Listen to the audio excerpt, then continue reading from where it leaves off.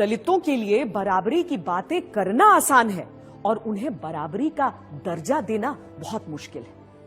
अछूतों को समाज में बराबरी का दर्जा देने के लिए आरक्षण के सवाल पर सभा बंटी हुई थी।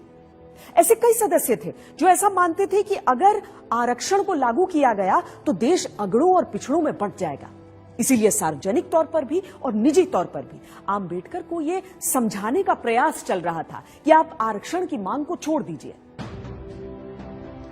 भीमराव, आपसे एक बात करनी थी। जी बोलिए। आपने तो देखा ही है सभा में कितने लोग सरकारी नौकरियों में आरक्षण का विरोध कर रहे हैं। अब अगर शेड्यूल कास्ट और शेड्यूल ट्राइब वालों को आरक्षण दिया गया तो आप तो जानते ही हैं फिर सिख, ईसाई, पारसी, मुसलमान कोई पीछे नहीं रह जाएगा। हाँ, मगर सिख, ईसाई, पारसी, मुसलमान या किसी और का मुकाबला अनुसूचित जनजातियों के साथ नहीं हो सकता। ये सारी जातियां पैसे वाली भी हैं और सोशली सिक्योर्ड भी। ठीक बात है, पर अगर एक बार आरक्षण का दरवाजा खुल गया तो देखिएगा सभी लोग अपना हक मांगेंगे और हिंदुओं के लिए सरकारी नौकरियों में जगह नहीं बचेगी, जबकि संख्या में वो सबसे ज्यादा है। आप चाहते क्या हैं? सिर्फ मैं ही नहीं, सरदार पटेल भी यही चाहते हैं कि हो सके तो संविधान में आरक्षण की बात ही हटा दी जाए। मेरे रहते संविधान से आरक्षण नहीं हटने वाला, चाहे आप कितना भी जोर लगा लें मुंशी जी। पर कोई रास्ता तो हो सकता है ना? हाँ, एक रास्ता है। मैं ही हट जाता हूं संविधान की ड्राफ्टिंग कमेटी से। अरे फिर आप लोग जैसा चाहें वैसा संविधान बना लीजिएगा। सुनिए भीमराव, भीमराव सुनिए तो। डॉक्टर आंबेडकर को लगा कि जिन दलितों की लड़ाई वो लड़ रहे हैं, अगर उनको ही जीने का अधिकार नहीं दिला पाए तो फिर संविधान सभा में रहने का फायदा क्या है। आंबेडकर ने न सिर्फ संविधान बनाने के काम से खुद को अलग कर लिया, बल्कि ये भी इशारा कर दिया कि वो न सिर्फ ड्राफ्टिंग कमेटी बल्कि कानून मंत्री के पद से भी इस्तीफा दे देंगे। इससे ऐसी खलबली मची कि आंबेडकर को मनाने खुद सरदार पटेल उनके घर पहुंच गए।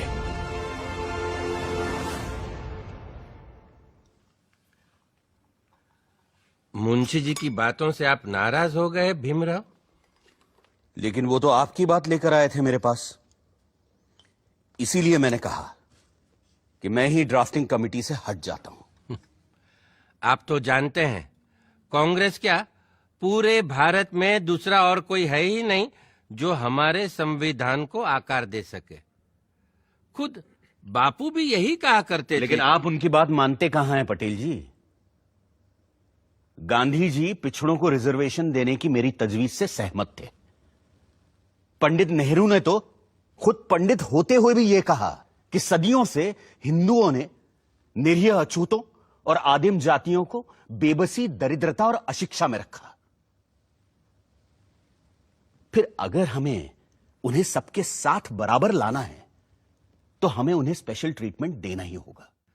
आपकी बात सही है, पर आप तो जानते हैं कि बड़े पदों पर हम मेरिट के आधार पर ही लोगों को ले पाएंगे। तो फिर क्लर्कों की नौकरी के लिए इतना बड़ा जोखिम उठाना? जोखिम? मुझे तो इसमें कोई खतरा नजर नहीं आता।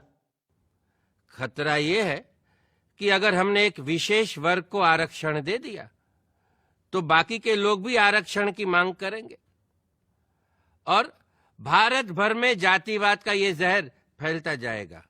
जहर तो हमने पिया है सदियों से और फिर भी हम जिंदा हैं।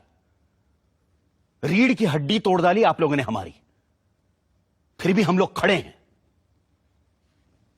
अरे एक बार हमें अपने बराबर आने का मौका तो दीजिए पटेल जी, फिर देखिए कैसे हम आगे निकल जाते हैं।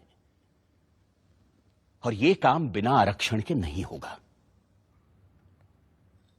अगर फिर भी मेरी बातें आपको जहरीली लग रही हैं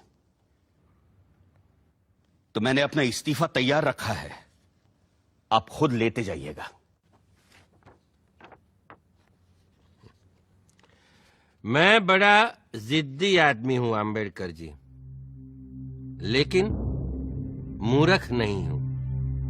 किसान हूं। देखकर ही बता सकता हूं कि कौन सा बीज कल मुझे अच्छी फसल देगा।